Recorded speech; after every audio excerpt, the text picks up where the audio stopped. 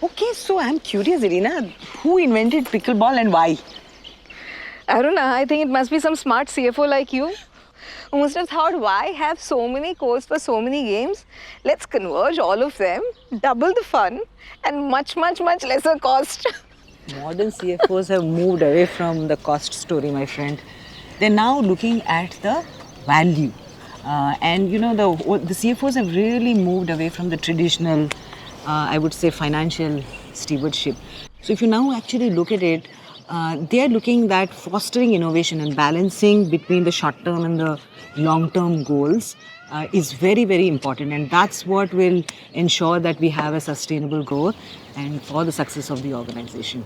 That's exactly the reason why you're always my go to person before I meet any CFO. Two reasons actually. One, you ground me in reality and not always keep the shiny stuff beyond.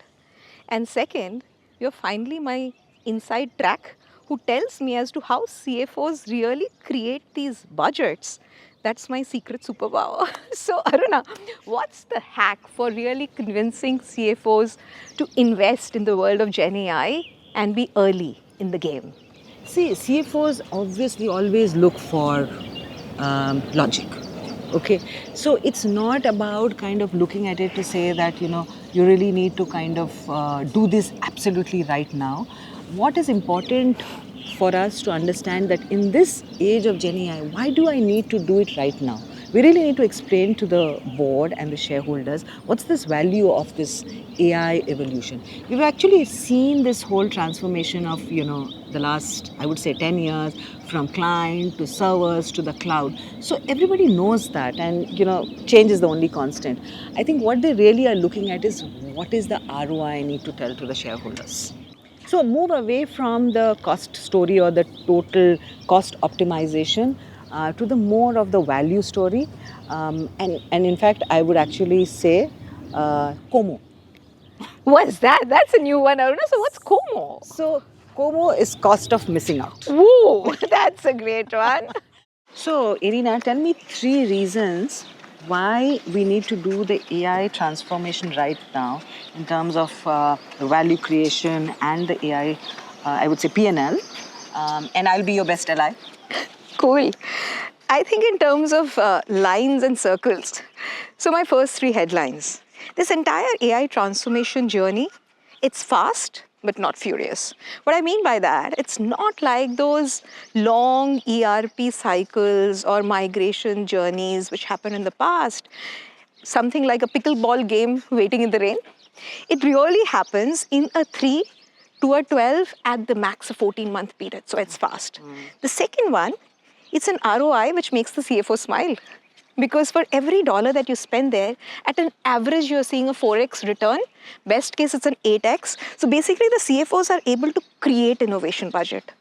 And the third, which is very dear to my heart, your heart, is the cultural shift at a turbo speed.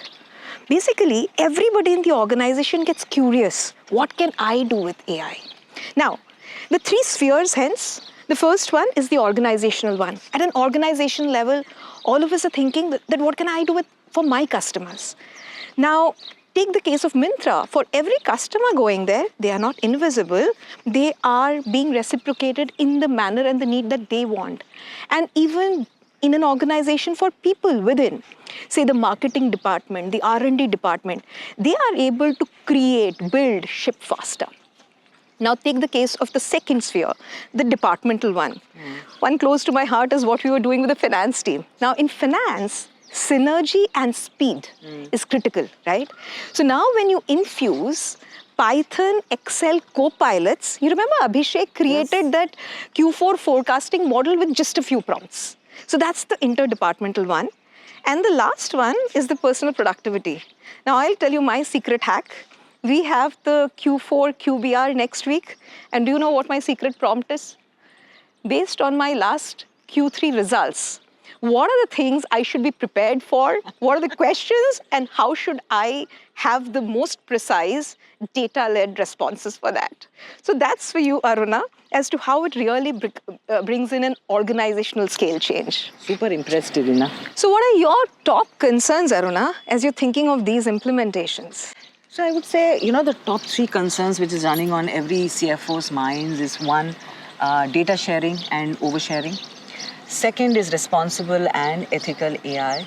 And third is in this ever-changing compliance and regulatory environment, both internal and external. How do we ensure that all that is in place? And that's what will keep a CFO awake at night. Wow. So, how are you addressing that? That seems to be deep.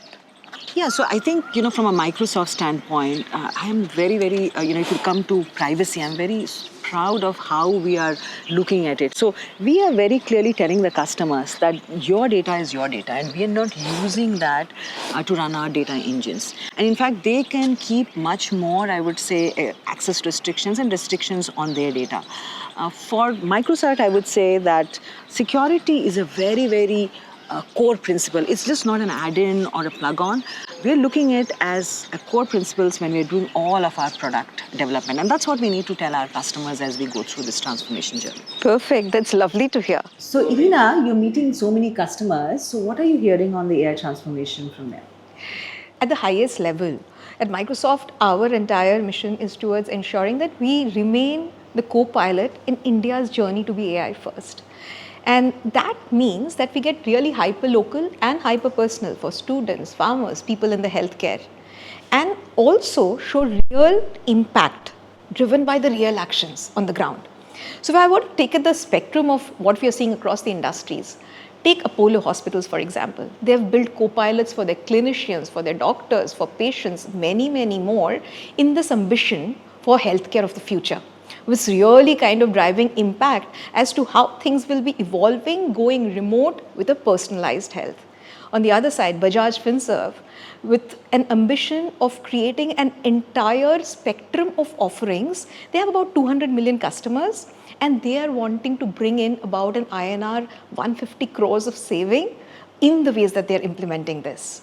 Now, another example which is close to my heart is Seema Chavan, a sugarcane farmer in Maharashtra. She's using the AgriPilot to see things about irrigation, agriculture, thereby ensuring that she gets a better yield out of the crops.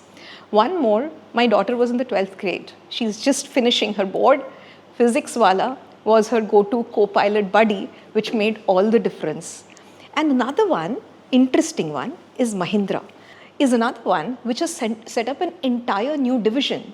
And across their various divisions, they've brought in multilingual for finance. They've brought in multimodal for their entire thing that they're doing in the auto division. The spectrum is wide and the impact is real. So I would just say that we literally are taking steps to bring in population scale changes at the organization level and for every individual, making it real. So Aruna, let me ask you one question. What is your drop dead mic moment when you end your keynotes as a CFO? Oh, that's a easy one. And my favorite line always is success happens when opportunity meets preparation and is executed. And I think for all CFOs, the wait and watch moment is over. And we really need to push ourselves and need to empower every department, every employee, every organization to kind of look at every opportunity on the AI. And this has to be powered by the AI, generative AI and the agentic AI. And I'm super proud of how my team is really upped their own digital skills on AI and agentic AI.